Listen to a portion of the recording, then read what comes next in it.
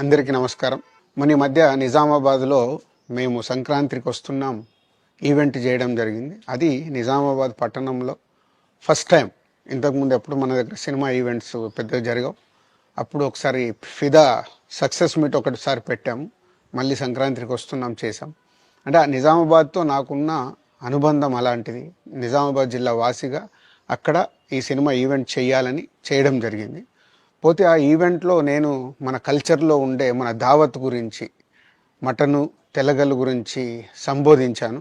నేను ఆ మాటలలో తెలంగాణ వాళ్ళని నేను అవమానించానని, తెలంగాణ మీద హేళన చేశానని కొంతమంది మిత్రులు కామెంట్స్ చేసి సోషల్ మీడియాలో పెట్టారని తెలిసింది.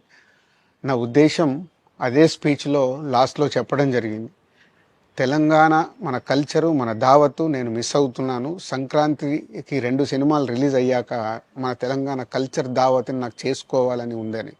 సో మన కల్చర్ని అభిమానిస్తాను నేను. అదే అర్థం చేసుకోకుండా దాన్ని కొందరు సోషల్ మీడియాలో రాద్ధాంతం చేస్తున్నారని తెలిసింది. నిజంగా మీరందరూ ఆ మాట వల్ల ఏదైనా హర్ట్ అయి ఉంటే నన్ను క్షమించండి. ఎందుకంటే నా ఉద్దేశం అది కాదు.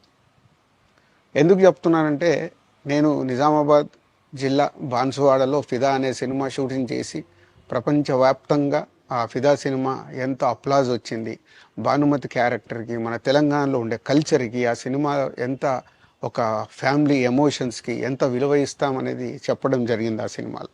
అది ప్రపంచవ్యాప్తంగా ఫిదా సినిమా ఎంత పెద్ద హిట్ అయిందో మీ అందరికీ తెలుసు.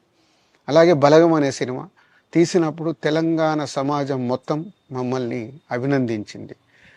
తెలంగాణ ప్రజలందరూ ఆ సినిమాను ఆదరించి ఇది మా సినిమా అని గుండెలకు హత్తుకున్నారు. అన్ని రాజకీయ పార్టీలు ఆ సినిమాని అప్రిషియేట్ చేస్తూ మమ్మల్ని ప్రతి ఒక్క స్టేజ్ దగ్గర తీసుకెళ్ళి అభినందించారు, అన్ని రాజకీయ పార్టీలు. సో ఒక తెలంగాణ వాసిగా ఒక తెలంగాణని అభిమానించే నేను తెలంగాణని హేళన చేస్తానని ఎలా అనుకున్నారో నాకు తెలియదు.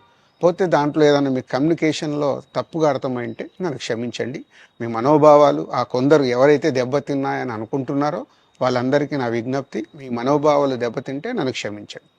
ఇప్పుడు నేను ఒక సినిమా ఇండస్ట్రీ ఫెటర్నీ నుంచి ఎఫ్డీసీ చైర్మన్గా అయ్యాను. సో మీ అందరికి తెలుసది.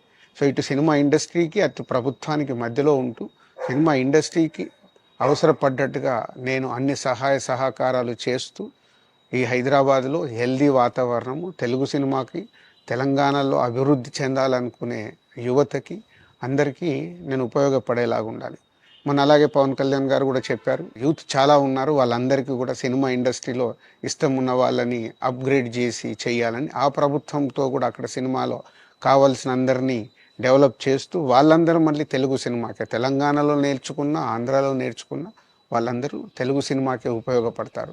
సో అందరికీ, తెలంగాణలో ఉండే అన్ని రాజకీయ పార్టీలకి నా విజ్ఞప్తి, నన్ను రాజకీయాల్లోకి లాగకండి. అలాగే ఎఫ్డీసీ అనేది కూడా సినిమాకి ఉపయోగపడే లాంటి అభివృద్ధి పనుల గురించి అవే చేస్తాను తప్పితే అది రాజకీయాలకు సంబంధించింది కాదు. ఎఫ్డీసీ కానీ నేను కానీ సినిమాలకే ఉపయోగపడతాము. ఇది అన్ని రాజకీయ పార్టీలు అర్థం చేసుకొని ఫర్దర్గా నన్ను ఇలాంటి అవసరం లేని వీటిలోకి లాగకూడదు అని మీ అందరికీ, అన్ని రాజకీయ పార్టీలకు నా విజ్ఞప్తి.